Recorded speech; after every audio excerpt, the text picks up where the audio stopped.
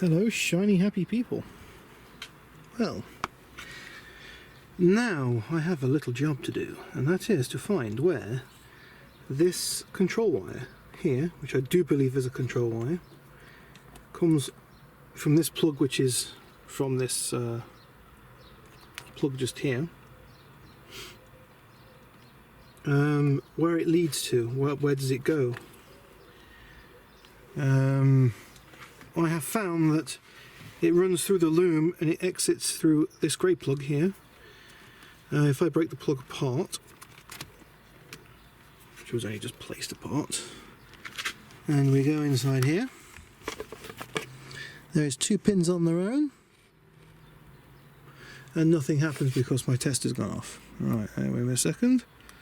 There we go, put my tester back on again, touch that on there, and we get a beep. Tell me I've got continuity between, well, from that point there to that pin there. Now, here's where the fun starts. Because that pin so happily goes through the plug, unfortunately it exits to a plug with no receiver. So that hole there above my fingernail, we've got this one here, 1 and 2 is where the pin should be, but as you can see there's no pin in there. Just beside this green wire here there should be another pin going through that, but there isn't one because this loom doesn't support it. However, some kind person must have thought, oh, I know, someone one day may want to put air conditioning into this thing, so I'm going to be kind to them and I'm going to put 2 little wires just here. Now, as to what those wires do, it's anybody's guess really, but what I can tell you is those 2 wires just so happen to go, don't mind the loom just there, you will have to do none of that. Those 2 wires just how happen to go out here.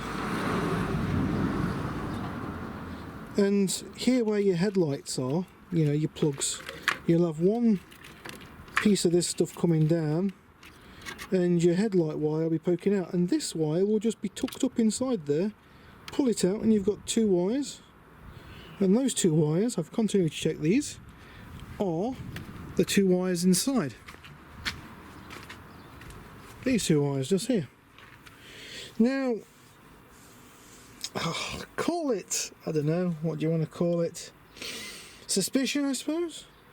But if you take your filter dryer and you take the sensor off or whatever, you should be changing the filter dryer anyway if you're doing this kind of work, and you look at these, there just so happens to be a brown and a red wire in there. Ooh. Now, I don't know, but if you're thinking what I'm thinking right now, it's a bit suspicious, isn't it? I've got a good feeling that these 2 wires are these 2 wires. This wire goes to the fuse box. That wire is already wired in, you don't have to touch that. It's already done, there's already power going into that. The orange wire, as we know, exits to this plug but doesn't go any further. There's nothing else after that plug, so the wire doesn't continue into this part of the loom, which is sad. But unfortunately, that is how it is. What I suggest what you do is you get your trusty crimp connectors out, or solder, or whatever you like to connect 2 pieces of wire with. I'm going to use a crimp on one of these and cut this orange wire and put another one on the orange wire. Probably extend these because they're a bit short. Although if I'm good, I might be able to pull them through from out there, because I have got quite a bit of wire length left on this plug which I'm going to be using. But I'm going to wire these up to the same wiring colours that's on this plug. Just because, really. It makes sense to continue the wiring colour on. So I'm going to just wire this up outside and try and pull these wires through this whole loom to see if I can get a bit more wire length inside the van. Thankfully all this stuff is on Velcro, so it just does pull off. It's nice and easy. Yeah, these wires should just pull through.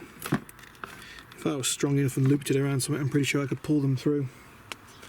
Let's try that. Okay, so here's just to show you what I've done. I've put a female spade connector here onto this piece of wire, which came from just there. Look, you can just see where I've cut it off, just at the end of my fingertip. That wire, I'm going to leave that wire dangling down the bottom here, like that. That way I can get to it. And what I've done here is I've extended these two wires and heat shrunk them. Extended those two wires and they will sit here happy, and depending on which wire it is that I'm supposed to plug into that, I will just swap the wires over. Easy peasy. Now I'm going to go, I extended these two wires using the excess wire that I had on this. Of course I did cut quite a bit of wire off that I didn't need, so given I've already got the wiring in the, out there. So now I'm just going to go and attach this to the two red and brown wires I've got outside, and we'll have the plug half wired in. The next bit will be to wire in the part for the outside fan, the radiator fan, and then the compressor. Right.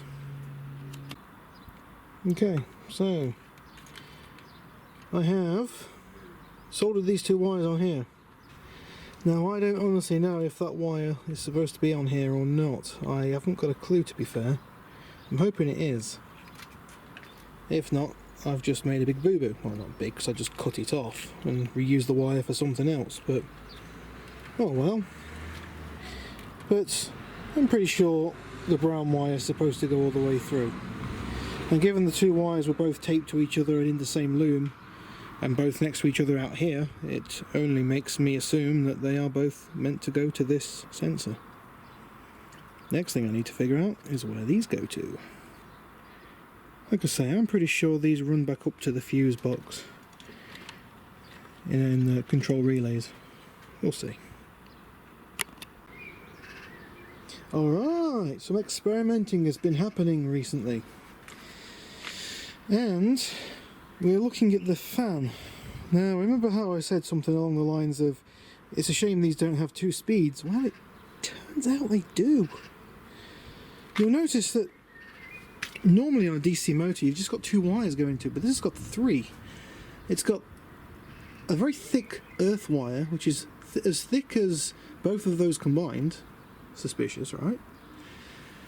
And it's got two other wires, which are both lives. Now in this plug, which is where the two wires go, the earth cable goes and bolts onto one of the earthing points, which I've so nicely painted over. How stupid of me. And I've just got this connected up to one pin. Doesn't matter which pin you connect it up to, I've just got it connected up to one. Watch this.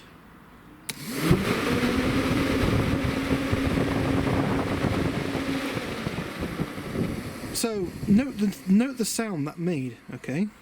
It was a woo noise. I've not gone crazy, don't worry. Now if I use this and bridge both the pins over and put power through effectively both pins, let me just use both hands here, like this. Listen to the sound now.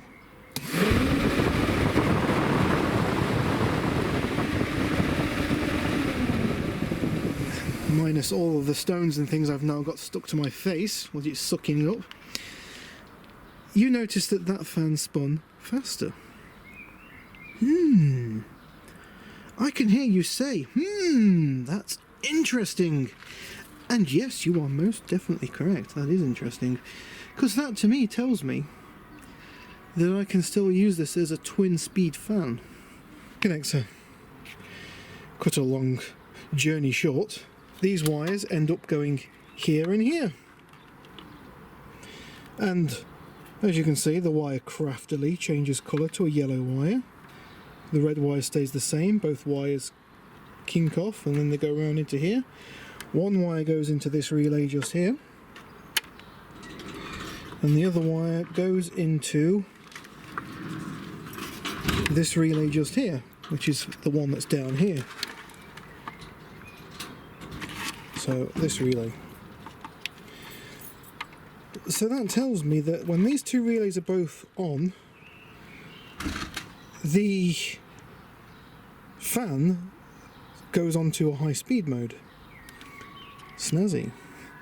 Now I'm guessing that is down to two sets of temperatures, because I remember my old Citroen BX also having the same thing as well, where if the engine got warm and it came on to slightly warm, the fan would just kick on one speed, the lower speed. But if the engine got really hot, the fan would kick on to full speed mode. And that's quite cool. That is quite cool. So, one thing I do plan on doing with this is tapping in to these speeds wherever they go. And this is, I find, quite interesting here. There is actually... Now this only becomes live when that relay comes live, so I want to know what that wire does, this pink one here. Okay, so I have just been through every plug on the inside, what these bunch of wires go to. That pink wire disappears. However, I assume, and it's only an assumption here, but this pink wire, it travels from here, it goes up here, and if you tug on it, you can see it moving in here. So I assume, I've gone through all these plugs and it's none of these, it goes around here, around the back here, around here, down here, and goes into the ECU. Just as a sensing wire to sense if the radiator fan has got power going to it. That's all I can assume that is. As it turns out, for me to just turn and make it so that the radiator fan comes on, with it having two input types, it's going to be as simple as just literally tapping into one of these little wires here, sort of like this red one here maybe. If that is the live to the relay, I'll have to do a bit of probing on the thing, see which one's on earth and which one isn't, which is easy enough to do. I can do that right now. And either one of these two relays, either this relay or the one down there, I can just tap in, and then when I get a live come from the high pressure switch, that can turn the fan on to cool down the radiator. There we go. I'll get the name of it. Hopefully that'll do it. Yeah, stay tuned.